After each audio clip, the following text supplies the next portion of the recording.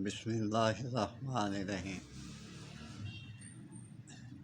یہ اگر آپ کو چھوٹے پیشاب والی جگہ پہ خارش ہوتی ہے، آپ بہت پریشان ہیں، تو اس کا ایک باحث علاج میں بتا دیتا ہوں۔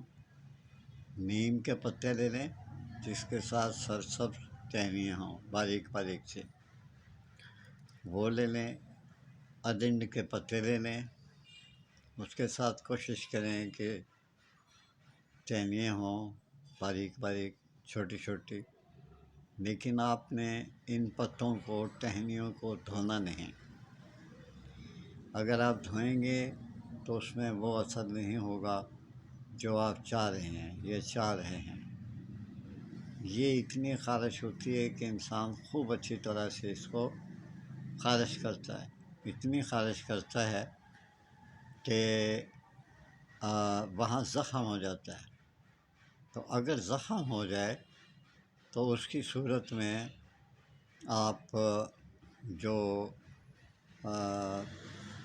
دو تو میں نے پہلے بتا دیے، نیم کے پتے ہیں، ارنڈ کے پتے ہیں، اور پھر اگر دیکھیں زخم ہو گیا تو پھر کیکر کے پتے، یہ آپ اکٹھے کریں۔ یہ تقریباً سارا مل ملا کے 1 کلو بنا لیں، کلو پانی۔ یہ کلو پتوں کا جو پانی ہے اس کو دھونا نہیں ہے۔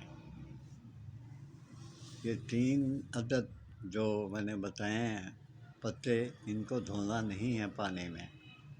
پھر اسی طرح ہی جیسے کیسے بھی آپ گھر میں لائیں تو اس کو پانی میں ملا دیں، اور اس کو اتنا پانی ملائیں کہ آپ آسانی کے ساتھ نہا سکیں، یا کم سے کم کمر سے لے کے پاؤں کی انگلیوں تک اس کو دھو سکیں۔ اچھی طرح دھوئیں، بیٹھ کر دھو لیں اور کھڑے ہو کر بھی دھوتے رہیں۔